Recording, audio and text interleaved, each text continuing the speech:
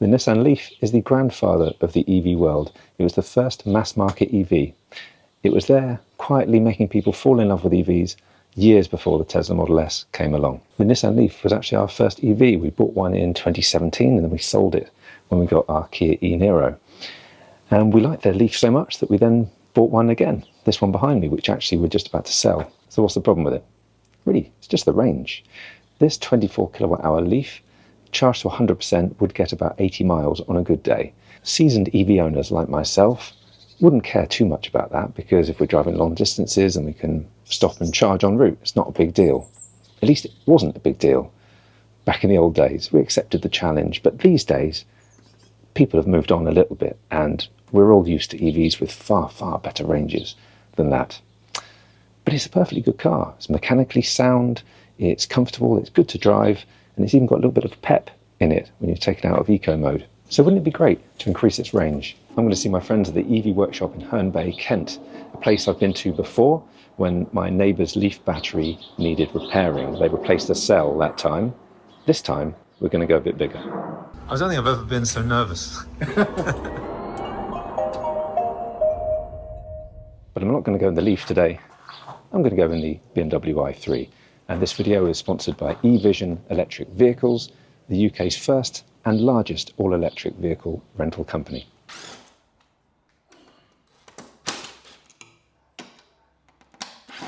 The LEAF is relatively unique actually, because there are quite a few battery upgrade options available in the market. Some involve swapping the battery for another one from a newer Nissan LEAF of a larger capacity, but there are companies that offer brand new batteries to fit inside the LEAF and an almost plug-and-play experience.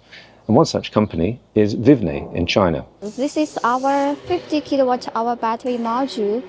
Our engineer is connecting the battery cells by laser welding. Alright, so this is the semi-finished battery module. Looking at the VIVNE website, you can see they've got a few options available, and not just for the LEAF actually, for the ENV200 as well. In fact, even the BMW i3. So what you can do is you can either replace the whole battery pack, or you can replace the battery modules inside the pack. And that's what we're going to do today. We're going to replace the modules. So it's not as plug and play as just replacing the battery pack would be, but I suppose it's a bit more interesting. You can see what's inside the pack, you can see all the gubbins, and you can see what's involved with upgrading it.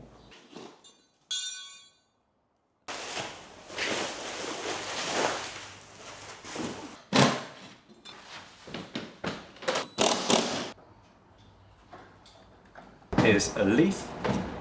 The LEAF is owned by Sean here, and the idea is we're going to swap the battery for a brand new one, and it's going to be twice the capacity as the previous, and it should give you around, what do we think the range will be? 200 miles. 200 miles. Or maybe optimistically, but... Okay. Yeah. And Dean is going to do it here, and it's going to be a bit of a learning experience because you haven't done anything quite like this before, even though you've done loads of battery upgrades and things, right? Yeah, done repairs, done refurbishments, but obviously we've not done anything aftermarket. So in this country at least, there's very little, if any, aftermarket products available. So yeah, new territory, so should be exciting. Okay, let's get going.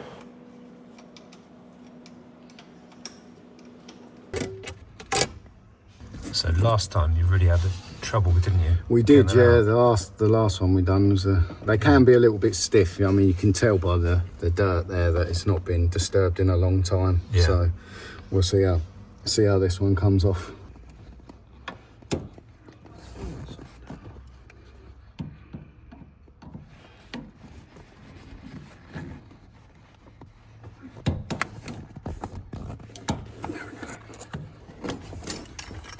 There it is. Easy as that. Yeah. I think you jinxed me. And remind me what removing that does. It makes it safer to work on, obviously, but... Yeah, so it isolates, or it splits the circuit in half, essentially. On this vehicle it does anyway. Sometimes some vehicles have a 12-volt interlock system, which doesn't quite work the same, but yeah, on here it splits the circuit in half and shuts off the high voltage to any component on the car, so safe to work on.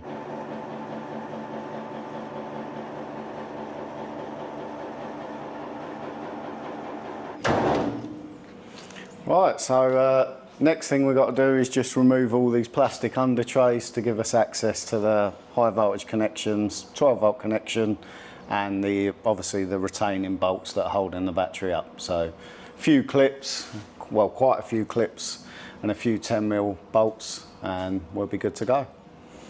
And Sean, this is the 24 kilowatt hour, right? Yeah. Yeah. What's the state of health? Yeah, so it's just about 79%. Okay. Yeah, not terrible. Yeah. How many miles has it done? So 90,000, well, just coming up to 90,000, just shy. That's pretty good going. Yeah, exactly, yeah. Well, I think that's because of the lack of rapid charge it's had. So, like I was saying, the Leafs, it's only ever had 21 rapid charges in like 11 years. That's, you know, it's had quite an easy life, I think. Yeah, right.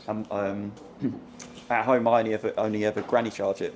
So I don't have a proper home charger, so well, I charge on a 3-pin socket.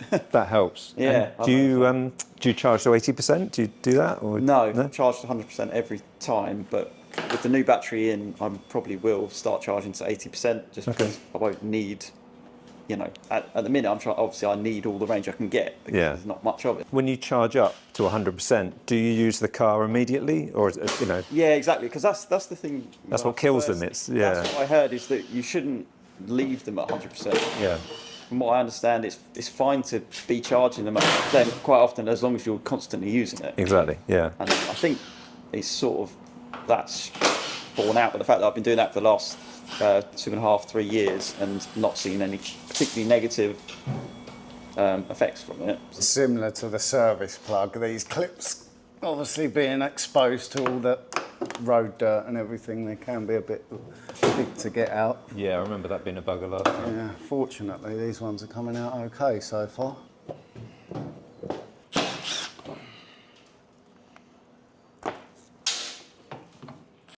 Cool. Got quite a bit of crap in there. Yeah, I think we'll empty that one out. Save a few kilos of weight there, haven't we?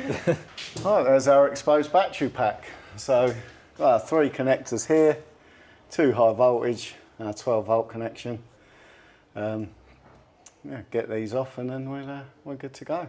Sometimes you see small dents and damage, and a lot of the time it's superficial, but obviously it can risk pushing against a high voltage component, causing an insulation fault or something like that. So.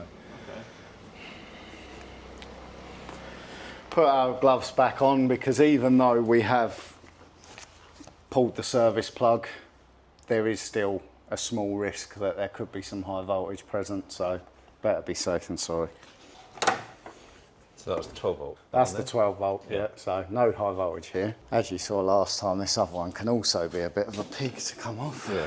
So blue tab out. Got a tab there, and then one on the side here as well. So we've got to sort of squeeze them simultaneously, and then that'll allow this to come out, which is easier said than done with these big gloves on.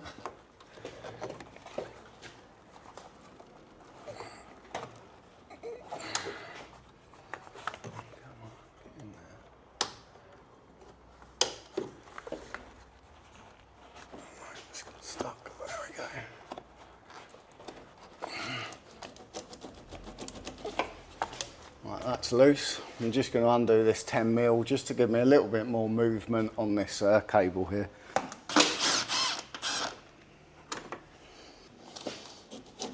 Right, there we go.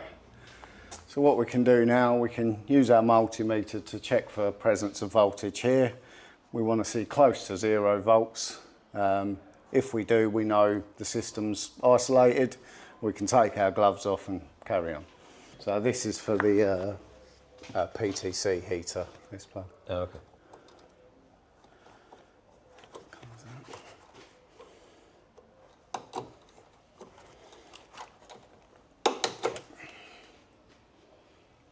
So just checking across these, make sure we're on the metal. You should see very close to 0 volts. So we know this system is isolated, and we know the high voltage components outside the battery at least are safe to work on.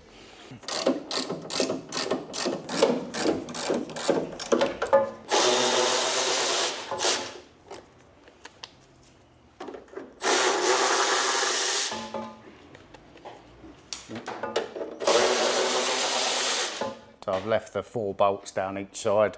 So we'll get the table in position and then we'll get it dropped. Good exercise, isn't it? Yeah, yeah. So I've got such nice legs. There we go.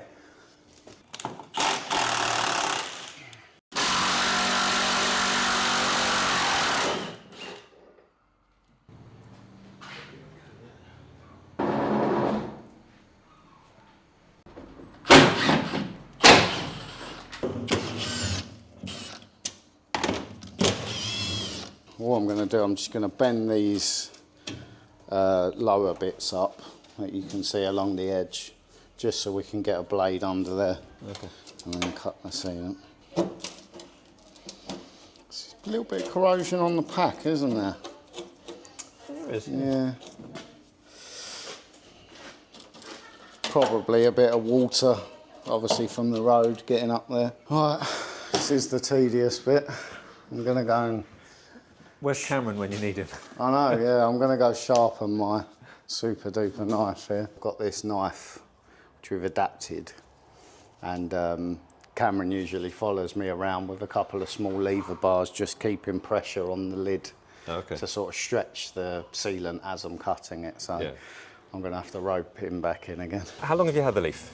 I bought it nearly 3 years ago. I think it was, it was after my wife had got a lease car, which was a Nissan LEAF, one of the newer models. Pretty much straight away after driving that, I decided I wanted an EV. Okay. So I was looking around. So this was bought, unfortunately, in that used car bubble where used car prices were quite high. Yeah. So I did pay a fair bit for it, but at the same time, the car I was trading in also was massively inflated as well. Okay. So yeah, since then I've been driving around it, no problems, and really enjoyed the car. And do you do many long journeys? No, it's a short answer. Because we've got the other Leaf, which is a 40 kilowatt Leaf, any long journeys are done in that. I've always secretly wanted to test the capabilities of this car to see how far it would go. It's just literally my run around to get to work and back, just my commute, and then to Tesco, school run, that sort of thing, just all short journeys. No evidence of swelling though, which is good. As Sean said, since he's really only granny charges it, I guess that's why. Quite possibly, yeah. But I've had customers who say they don't use fast chargers, and we've still seen swelling. And obviously the Nissan battery is notorious for poor thermal management anyway. Let's get it out then. Yeah, we can take the front left stack and the front right stack out in one piece, usually. Yeah. We'll see, but I think we'll take it out in stacks. Engine crane hooked up, get this one lifted out.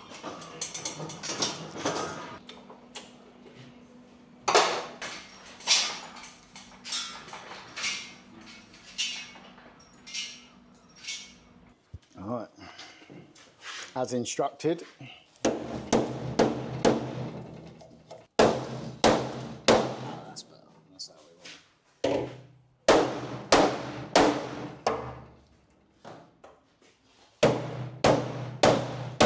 I must say it feels very unnatural.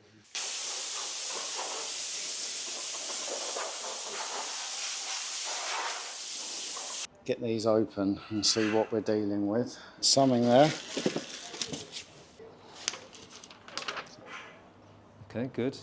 I'm liking ticks. Ticks, yeah. Yeah. So B is front right. Okay, Yeah, so I think they actually say about doing C first. Yes, I think you do the rear two first, don't you? Yeah.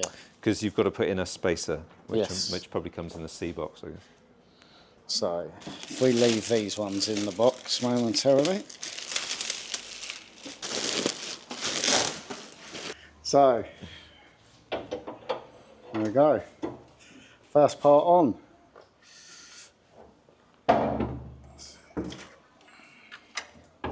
I like the design of the modules. They've obviously thought about everything. Yeah, yeah, it looks really, good. Really neat. Yeah. And it's quite nice not having to, so when I refurbish them with the genuine ones, yeah, it's a nice job, it's clean, but it's quite time consuming replacing every single module, you know. And sometimes when we get them, so the ones in the rear stack have additional studs on for the mounting bracket. sometimes I have to swap the outer casings of the modules over. Right. So it's heat gun, peeling them off, putting them back together, and it just adds more time. Yeah. If they were all like this, it'd be quite nice. Yeah, really neat. Okay, so we've got 3 spacers here with the retaining bolts for module D, which sits on top of module C here. So we put 1 spacer here, 1 spacer here, and 1 spacer here. And then we can sit module D on top and get it bolted down. Right, there we go.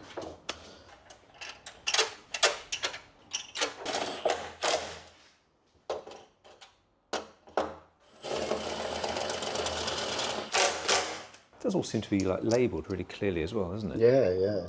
It's going all right, isn't it? Yeah.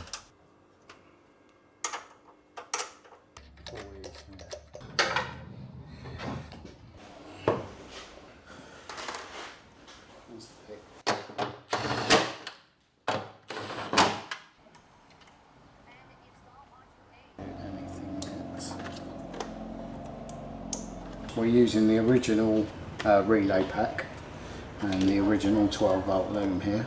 We'll get this bolted down. Plug in our PTC connectors.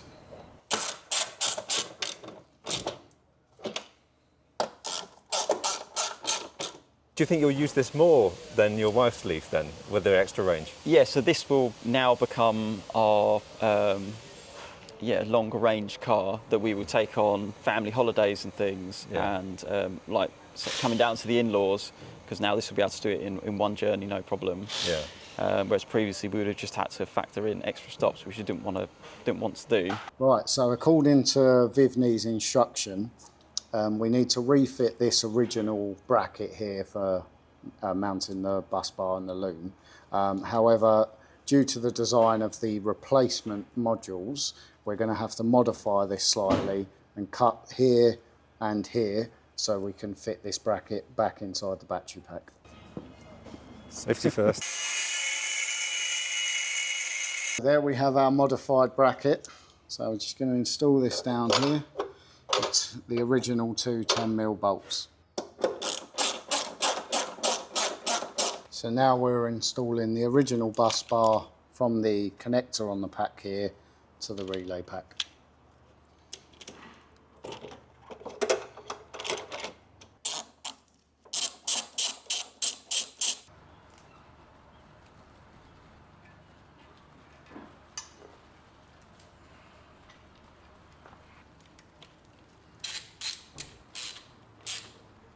So what is that you're putting on there?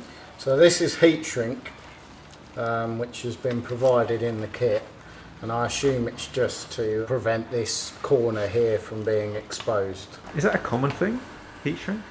If you're doing wiring repairs, then yes. What's the alternative? Doing insulation tape or yeah, whatever? Insulation tape, but heat shrink, obviously it can't come unravelled or lose its tackiness or anything like that, so probably a little bit more permanent.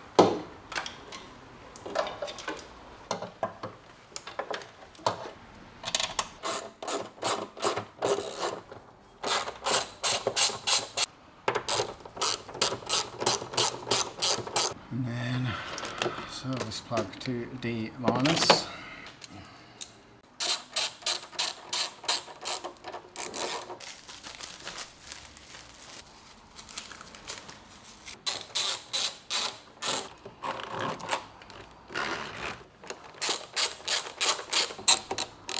So all the modules are in and Dean is connecting everything up. We have hit a small snag, or big snag, I'm not sure, but there are some little labels here that say bracket for temperature sensor, and there's one here, here and here. And there should be a wiring loom that connects all of those together, but they haven't included it. Signal cable and BMU.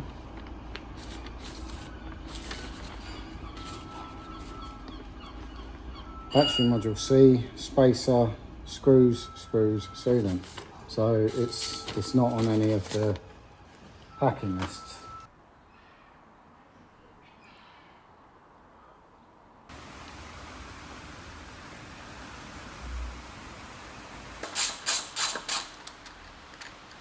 So that's the bus bar, is it? Yeah, this is the bus bar between these two rear stacks here.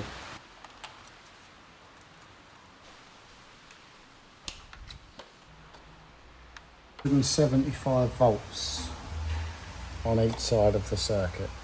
What we're doing now is we're just going to do an insulation test before we install the BMU, just to make sure that we've got no isolation leaks. The reason we do it before we install the BMU is because the BMU does connect all the modules together, so it can give a false reading when the BMU is connected.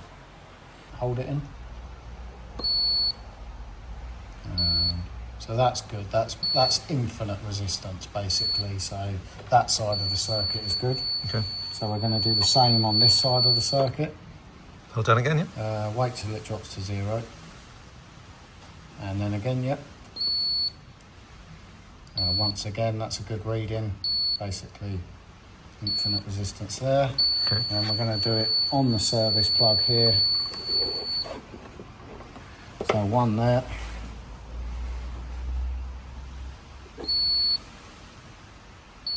Same again, that's good. Okay. And then last one here.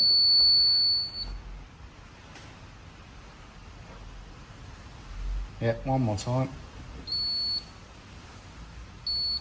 And again, perfect. So we've got no evidence of an insulation fault there, so we can carry on and get the BMU installed. So this is the bracket that holds the BMS? Yes, Is that right? yes, exactly, yeah. So the part that Dean is fitting at the moment is the BMS, the battery management system. That's the thing that controls everything. And what VIVNE do is they seem to send you one that's already been programmed, or reprogrammed, I should say, to work with this battery. On there. So that's the original. That's part of the original harness. Okay. And then everything else is new, apart from the temperature sensor harness. So we need that next, which we'll put over here in a safe place.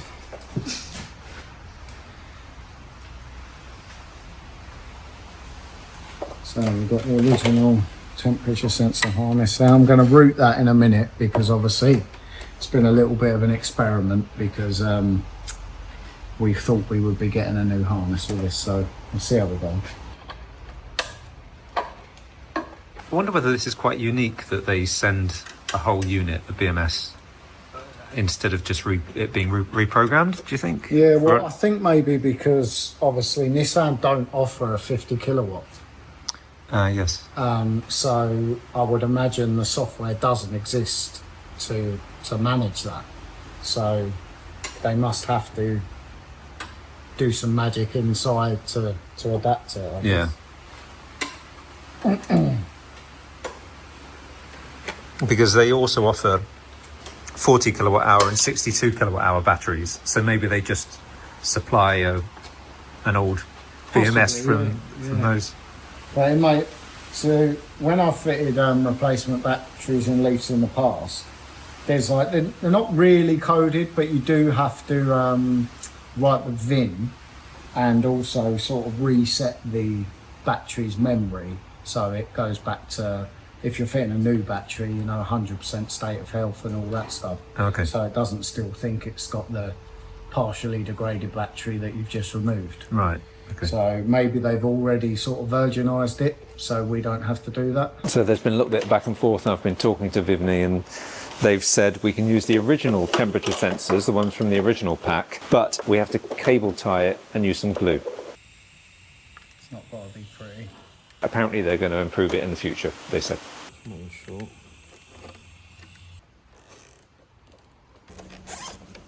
This next step is connecting the OBD dongle directly into the battery pack and testing using Leaf Spy to see whether everything is working correctly. So what this battery actually allows you to do, connect Leaf Spy when the battery isn't in the vehicle.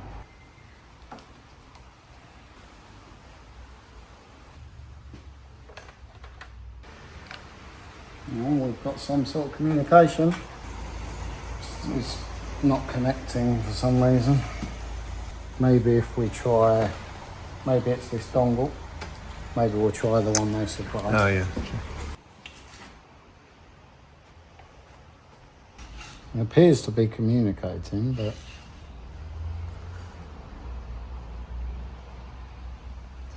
that's connected. They're all connected. We put screws in there, didn't we? Yeah, that's done. Done tight. They're down. VIVNE's all plugged in. Yeah. What else can we do? Pray.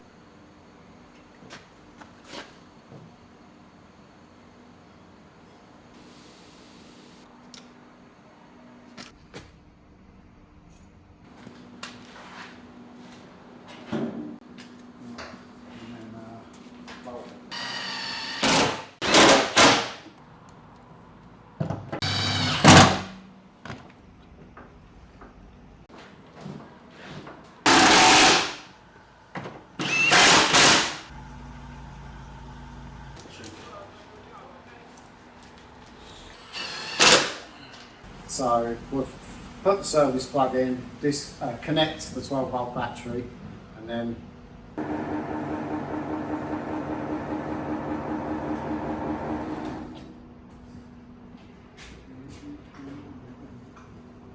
one service plug. Moment of truth. No smoke, so That's a good sign. yeah. Is that it? Find out. This is. I don't think I've ever been so nervous. It's like every time you do a cam belt or something, Right. the first start of the key never goes. People might pretend it does, but it doesn't.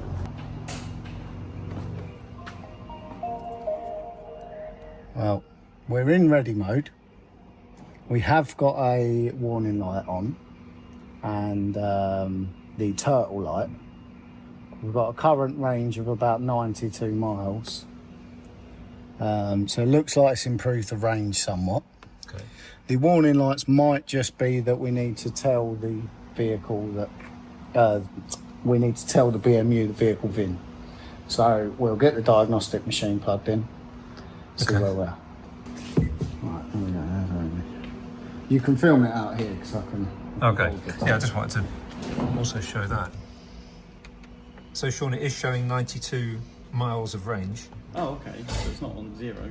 No. What percent is that then? It's about halfway, Yeah. about 50% charged. Yeah, okay. So the range is looking promising. Yeah. Hopefully these error lights are just part and parcel of installing a foreign battery. Yeah. What's it, dash? Yeah, so we got the car with the exclamation mark Right. and the turtle light on as well. Okay. So it's just scanning all the modules in the vehicle now. Okay. So green is good, red is some sort of problem. So invalid battery, that's quite normal after fitting a used or a new battery. Unless you're using the existing, unless you're just repairing a module using all the existing hardware, Yeah. quite often get that code. So that we may be able to do something with.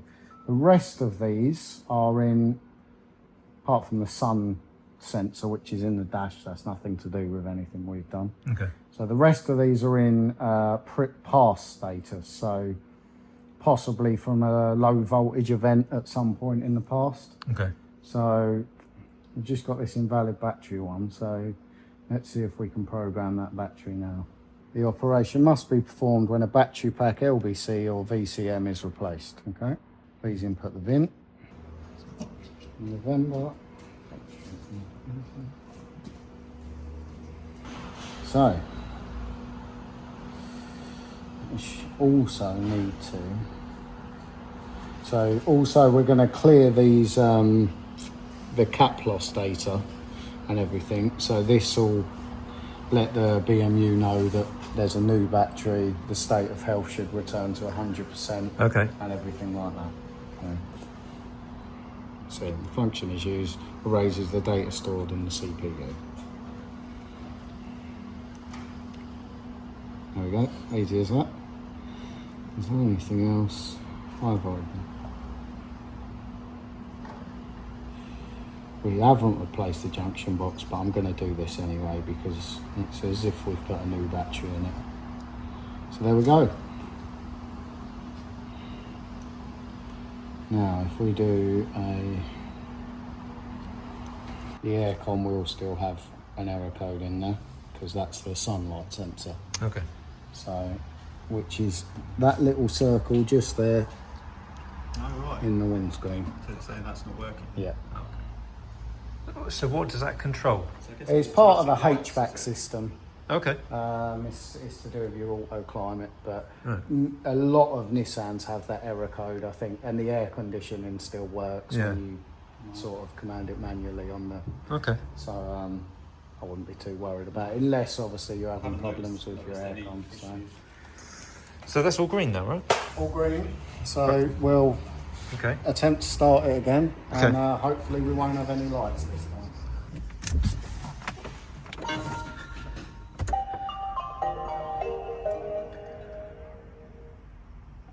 Well, there we go.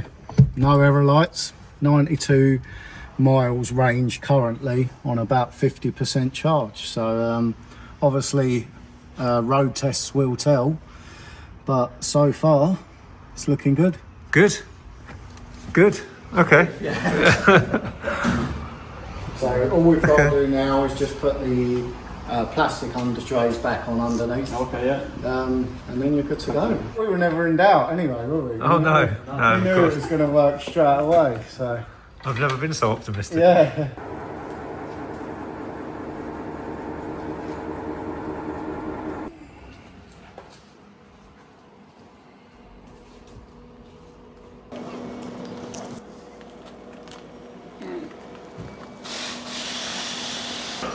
Relieved? Yeah, relieved, quite satisfied, but it went reasonably straightforward in the end. Yeah. So we had that little hiccup with the temp sensors, which I'm sure is what we're going to talk about mostly. But I mean, the good things are I'm quite impressed with the actual packs as a whole. You know, they're very convenient being one sealed unit rather than individual modules, and very simple to install, bar the temp sensors. Yeah. And other than programming it to the VIN and resetting the values, started first turn of the key. So Yeah. yeah, I mean, it's looking good. 90 miles at 39%. Look at that. How long before that novelty wears off, I wonder? I don't know, I think it'll be a while. Yeah. I think it'll be a while. Take care, Sean. So that's it. Sean has driven off. He's happy.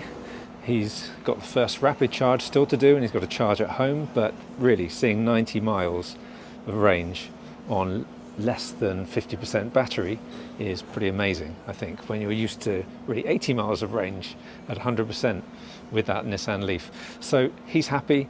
The whole process was relatively easy for most of it, but there are a couple of little things that I know VIVNE are working on, if they haven't fixed it already, because they probably have.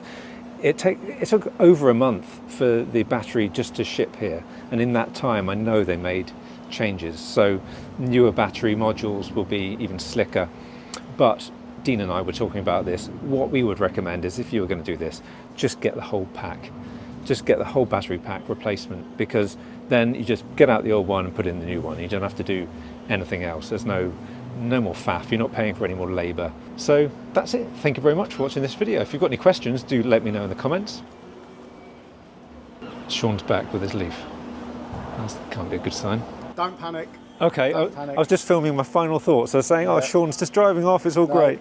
It's just we missed a step on the reinstallation process. We haven't put the little cover over the service plug, so it's got a little bit of wind noise. Oh, okay. So nothing to panic about.